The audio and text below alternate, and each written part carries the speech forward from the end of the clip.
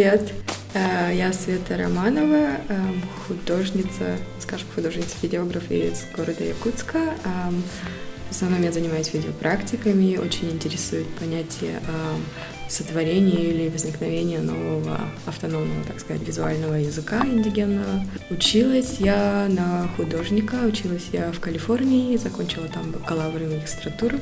Я снимаю видео и фильмовые проекты, которые типа на рубеже, да, работают документальных фильмов и арт-видео, именно по специфике и проблеме, касающихся арктических регионов и индигенных народов, которые там проживают. По части резиденции через музей, который проходил в музее НХЛ, через ГТ, получается, я показала 2 фильма. Один из них — это «Места обитания Рустама».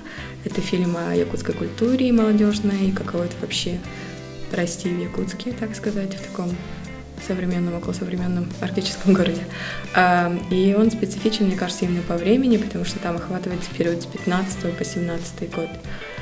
Второй фильм, который я показала, называется «Кусюр стада 9». Это такой своеобразный этнографический видеоресерч, я бы так сказала, специфично о Кусюре, и он, в принципе, копается в семейном архиве, рассказывает о времени 1930 по нынешнее время, об изменениях, которые вообще происходили и происходят в Кусюре. И вторая часть фильма «Стадо 9» — это когда я жила с оленеводами и работала вместе с ними. Это как годовое наблюдение своих циклов их жизни.